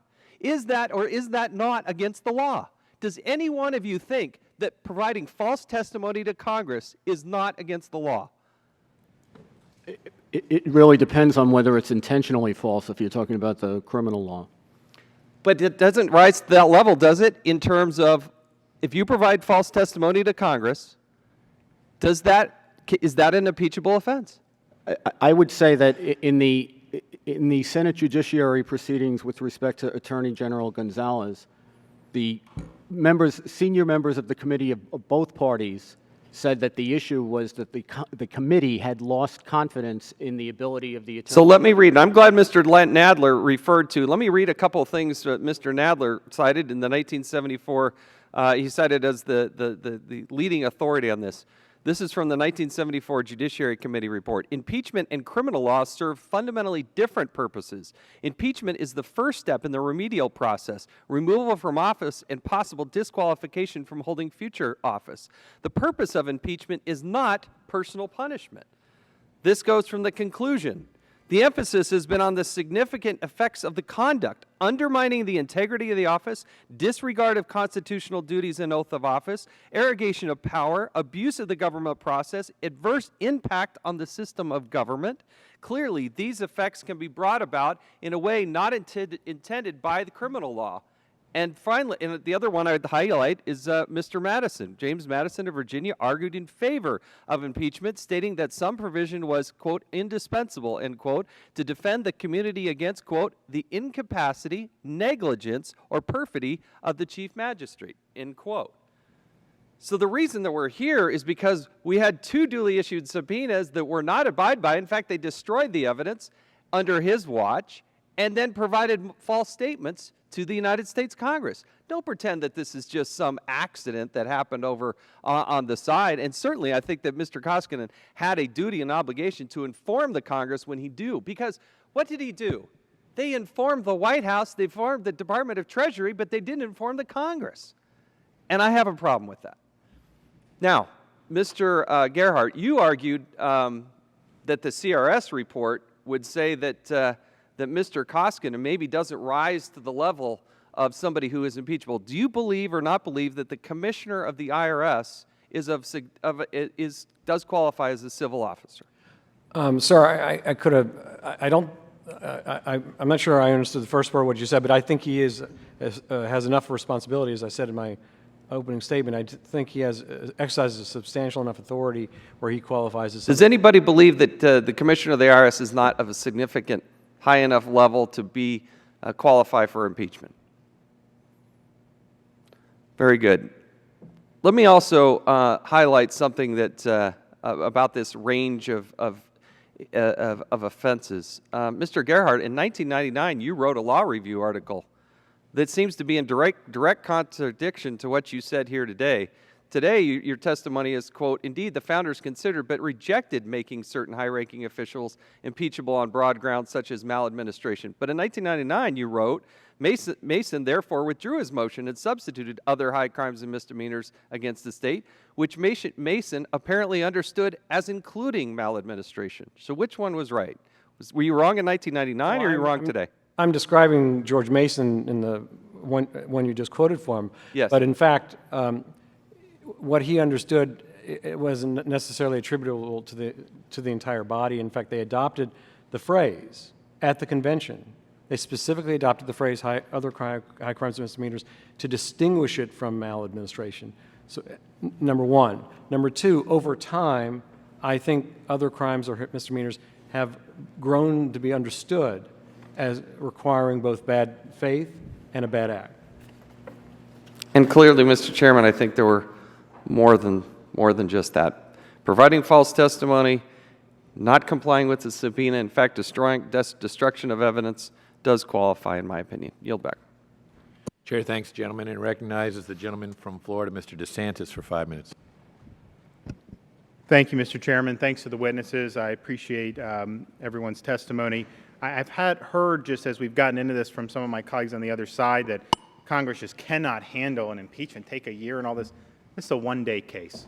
We present the case in 1 day. The facts are really the facts.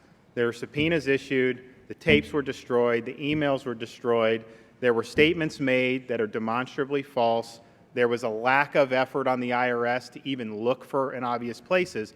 So either you're good with that or you're not. So I think that this idea this is going to take, it's like climbing Mount Everest to simply put on this case, is just not true. We absolutely could do it, and I think we need to do it. High crimes and misdemeanors. In your book, Mr. McCarthy, you talked about some of the historical understandings of this, and when the framers were devising the high crimes and misdemeanors provision, the biggest example was the governor of India who had been impeached, Hastings. Right. And they specifically looked at whether you needed criminal intent. And I know in the debates they said, well, no, you can't say you can only have treason or crime because Hastings was not necessarily guilty of that. He was more guilty of breaching his duties that he owed to the crown, correct? I think it's very clear that a criminal offense is not required. I also think it's worth pointing out that the Constitution explicitly provides that somebody who has been impeached is still subject to trial. So the framers obviously understood that this was not the analog of a criminal proceeding, because if it were, you would raise profound double jeopardy questions if you were to prosecute somebody afterwards. It's pretty clear from the way the Constitution is laid out and from the arguments that were made at the time that it was adopted that this is not required to be a criminal trial in the procedural sense, and it doesn't call for a criminal offense in the substantive sense. And I like your reference in the I'm a Navy guy. So dereliction of duty and conduct unbecoming an officer and a gentleman. Those are actionable offenses under the Uniform Code of Military Justice. Now, those are criminal under the Uniform Code of Military Justice. They would not be considered criminal necessarily, those acts in civilian society, but that provides an interesting analog that if you are just so grossly negligent, you're not doing any of your duties, that there's a mechanism to be able to hold you accountable. So you agree that if somebody's just grossly negligent, if their conduct is just simply not becoming an officer,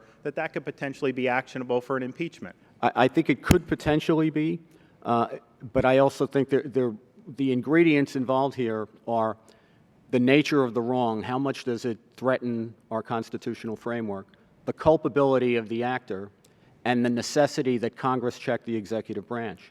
And I think the difficulty in fixing apodictically on a standard is that that's situational. It will be different from instance to instance. And we sometimes will hear, well, Congress hasn't done this in a long time.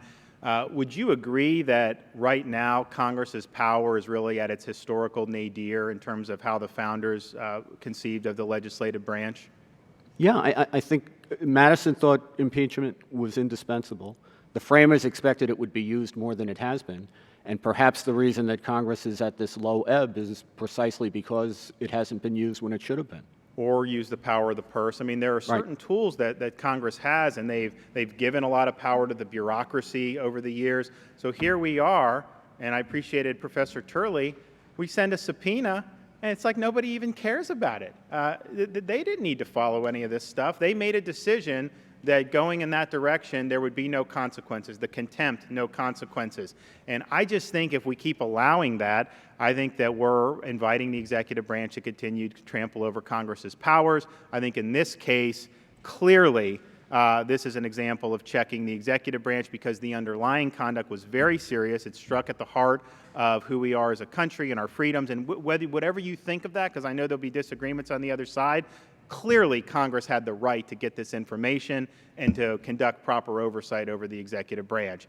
And this commissioner, under his tutelage, the agency has thwarted our efforts at every step of the way. I shudder to think what would happen to a taxpayer, a business owner who was audited. The IRS issues a summons for documents, and the response 2 months later is, well, we destroyed the documents, sorry. The IRS would not accept that. You would face consequences. Indeed, that's one of the cardinal sins with tax compliance is to simply destroy documents that were under subpoena or under a summons. And so I'm glad we're having this hearing. I appreciate the range of views, and I yield back the balance of my time. Chair thanks, gentlemen. Recognize the gentleman from Georgia, Mr. Collins, for 5 minutes. Thank you, Mr. Chairman. I think the interesting, comment, because I personally believe, and I've served with others on the Oversight Committee, and I've actually questioned the Commissioner on many occasions. I have found sometimes basically getting more fruitful answers from the wall than I did from him, because he would basically just not answer questions. He would tell one story, then find out, just a few days later it was not the right story, then come back. I think the groundwork has been laid by many of the questions of my fellow congressmen here, and that this is an issue that should be brought forward. I want to Mr. Turley, I want to go back to you, and we've talked about this some, and Mr. Carter, I've heard the terms thrown around today, paper tiger. Congress has lost its authority. Let's deal with this. And it just came out, I think, Mr. McCarthy, you just said, we probably should be using this more, the impeachment process. I would like just, because you made the comment, both of you, to address that for a moment. Because we do have the power of the purse, but in in the issues that we have now with the divided, I believe this administration has played to the weakness, if there is, in the constitutional system. When you had a Congress that it has trouble passing issues, they have played right into that and they have exploited it in a way. Is impeachment the best way for us to go about that in holding some of this accountable? And I'll take from either one of you. Well, my preference in these types of cases is first to start with contempt, and part of my testimony highlights the fact that this body used to exercise contempt authority, actual enforcement directly as a body, and it agreed with the Department of Justice to the statutory process. That is great. I want to, you brought it, and I want to talk about that. Here's another issue, though. When we have a Department of Justice that is being politically motivated and driven to not follow up on this, take that step as well. We can hold in contempt, and we've done that, but yet we cannot get them to take up the case. Is there maybe another way that we can go about that, or to attack directly to the Department of Justice for not following the contempt orders issued by Congress? Well, actually, for years I've testified in front of this committee suggesting that you re-examine the deal you struck with the Department of Justice. I think the Justice Department is in clear, flagrant violation of what it promised this body. It promised to be a neutral agent to take contempt referrals from this body. 1982, it refused to submit Burford. 1982 again, refused to submit Bolton. 2008, refused to submit Myers. 2012, refused to submit Holder, all to a grand jury proceeding. It was an agreement with this body, when you went to the statutory process, that they would be an honest broker, and they have not been when the person accused is a member of the administration.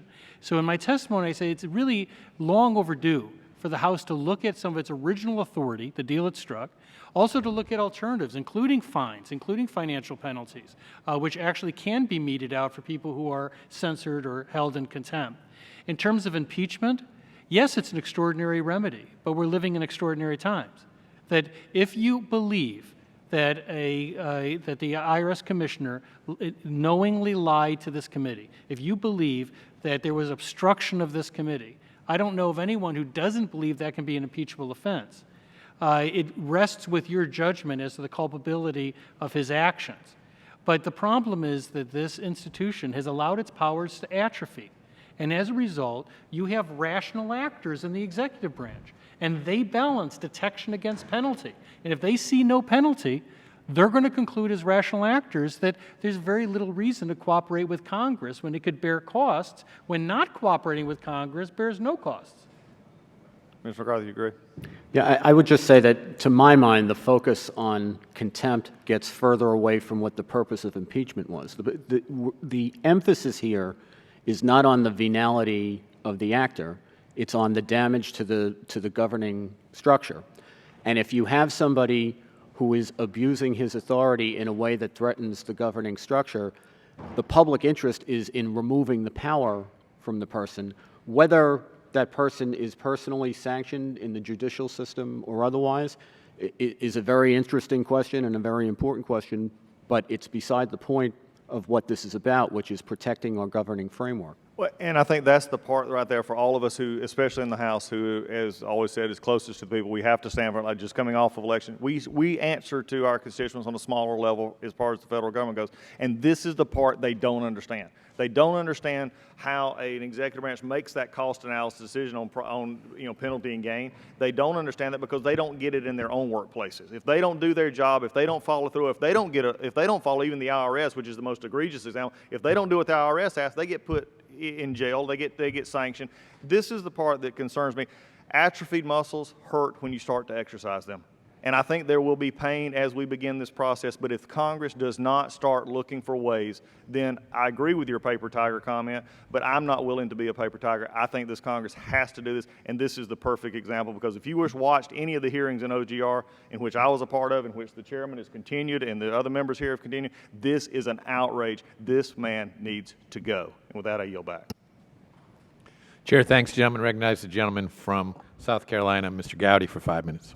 Thank you, Mr. Chairman. Professor Turley, when I see Chairman Chaffetz in his periwinkle trial suit, it gets me thinking a little bit towards what if it actually went to trial? What would the mechanics of that trial be? So I'm going to ask you a series of questions in hopes that you'll give me more of a deposition answer than a law professor answer so I can get through all of the questions. What's the burden of proof? By what standard of proof does the House have to prove the allegations? First of all, I like the suit. And second, the suit is an impeachable offense. In terms of the standard is left to you. That is, it's not beyond a reasonable doubt. It's not a criminal proceeding. Members have to apply their own judgment as to whether there's sufficient evidence to support sending it to the Senate. And those two proceedings obviously have different sort of dynamics. Your role is closer to a grand jury, in my view.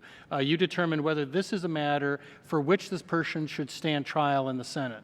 That means that you don't do necessarily as an exhaustive a job as a Senate trial would be. You have to do enough to satisfy yourself that this warrants an impeachment that should be before the Senate. But then we have to walk across the Capitol to the jury, and we have to prove it. And maybe I'm just a prisoner of my background. I'm trying to figure out, is it preponderance? Is it clear and convincing evidence? Is it see if we can keep the senators awake during the proceeding? What is the standard by which we have to prove whatever the allegation is? Well, I think if you look at past trials, it probably comes closest in practicality to preponderance.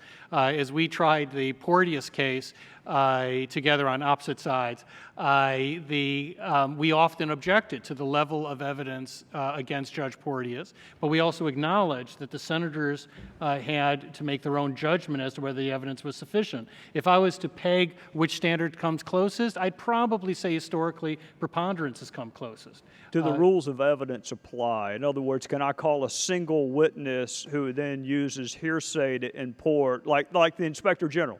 Can I call the Inspector General and just use him to get all of the other evidence in, or do the rules of evidence apply? Well, I'm only laughing because, as the chairman might remember, we had some heated moments late at night, around 12 at night, about witnesses and the rules of evidence. Technically, the rules of evidence do not apply. The rules that apply are the rules adopted by the Senate for those proceedings.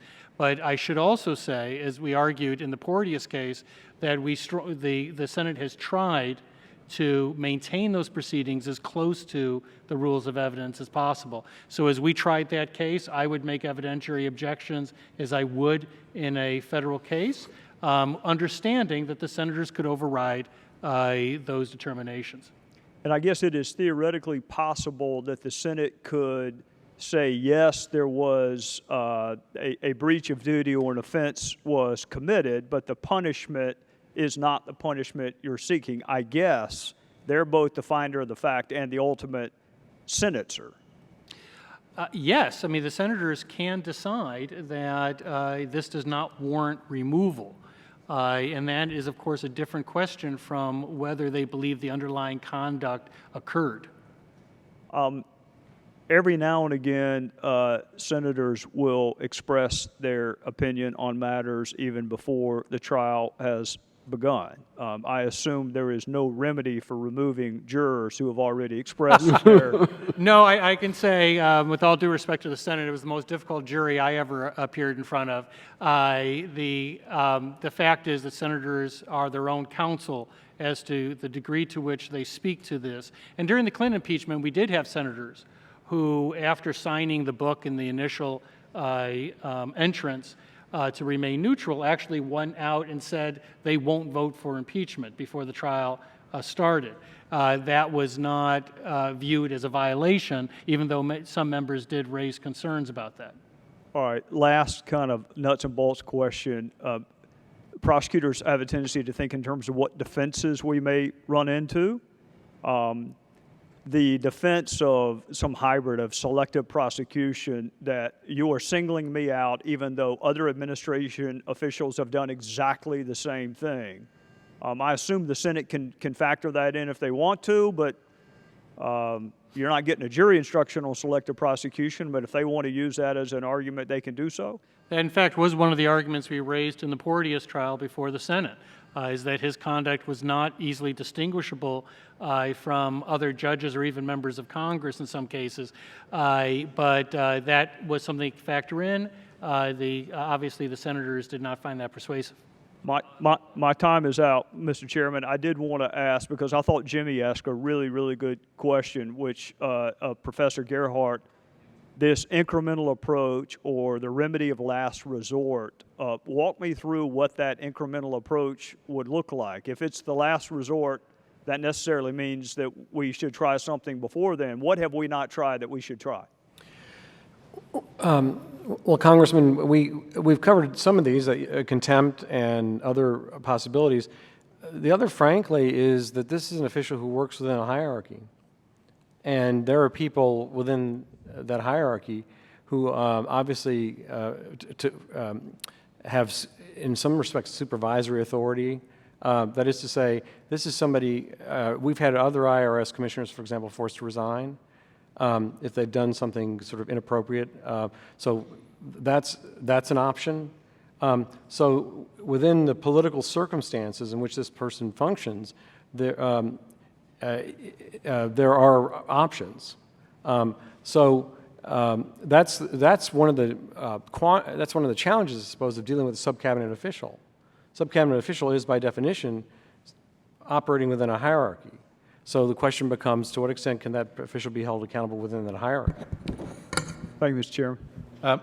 The gentleman would yield. Of course. He failed to ask Mr. Turley who was the prevailing party in the impeachment. I just assumed any time you went up against Professor Turley, we all knew you won. But perhaps I'm wrong. It escapes my memory at the moment, Mr. Chairman. The gentleman from Utah. I thank the chairman. I would like to just note for the record that the Oversight and Government Reform Committee took a good... The gentleman would state his request. I ask unanimous consent to ask 5 minutes worth of questions. Since I went over, Mr. Gowdy went over, I'm not going to do a second round of questions, but I'll be happy to recognize you for some brief additional questions. So Thank if you. Could keep it under that'd be good, and I'll do the same for the gentleman from Ohio. Will do. I thank the chairman.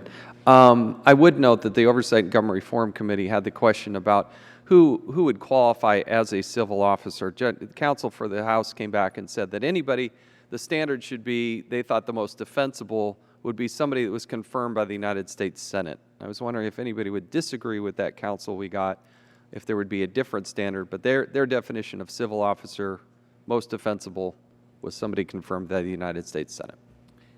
I have to say that that's the most logical line to draw. I'm not entirely sure that I would say that is the exclusive measure of whether someone is impeachable. I can imagine a person who is not subject to confirmation having a very high position in the government.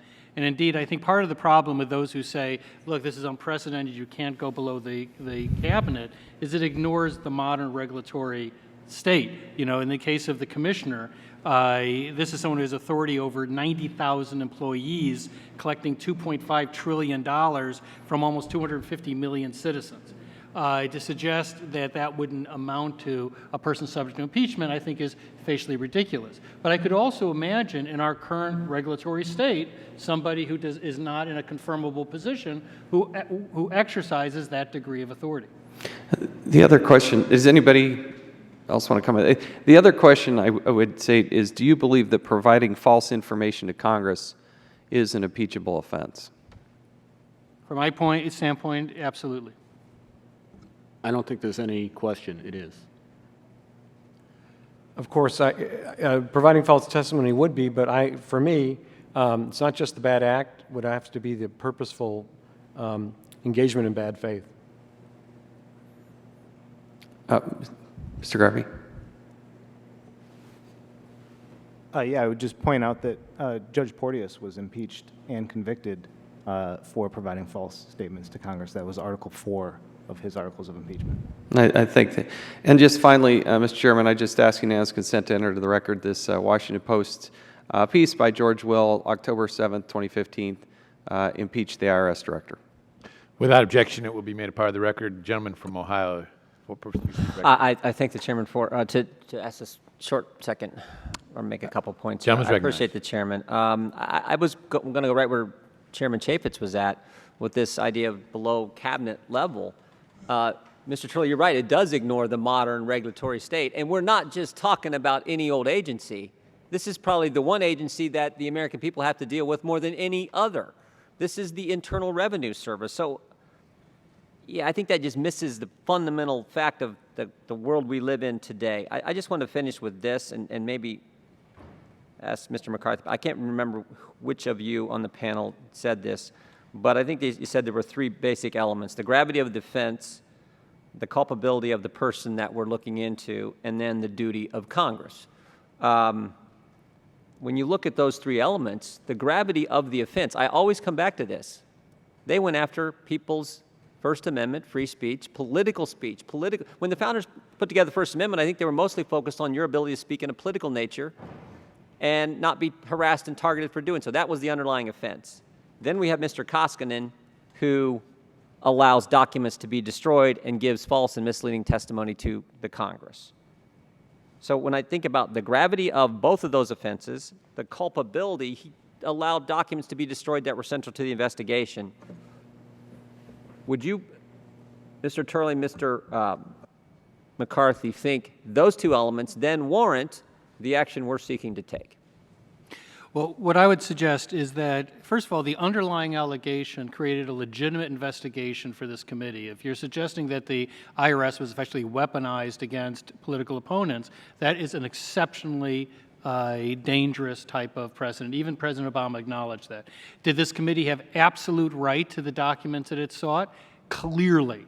Was the refusal of those documents to the committee a basis to investigate for obstruction? Clearly. If this committee believes that a witness came in and lied to it and obstructed its investigation, then those have the gravity required for impeachment. It turns a lot on what you believe to be the nature of his actions. Was it just simple negligence, or was it intentional, or was it an act of willful blindness?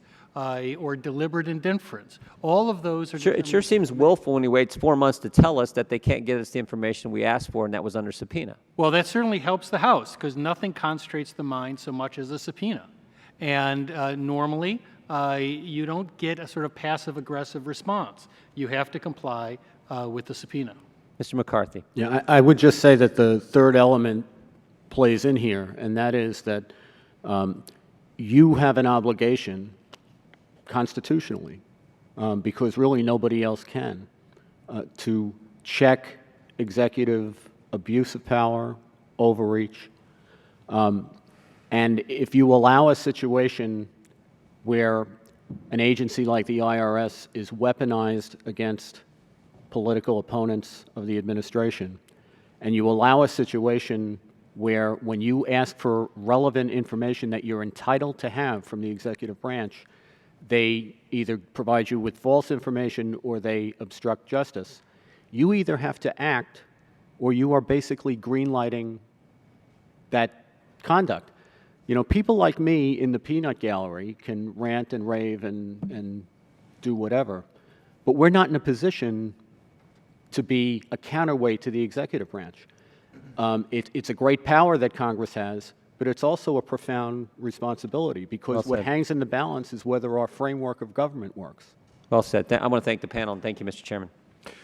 Chair, thanks the gentleman. And Mr. Garvey, I had asked you about instances of censure of sub-cabinet level employees of the executive branch, and I want to ask unanimous consent to submit for the record 2 instances that my research has found. One of Assistant Secretary of the Army Sarah E. Lister in 1998, and the second earlier, Ambassador Thomas F. Bayard in 1896. So we'll submit the documentation regarding those censures. And this has been a very good hearing, and I thank all of the witnesses for their contribution to it.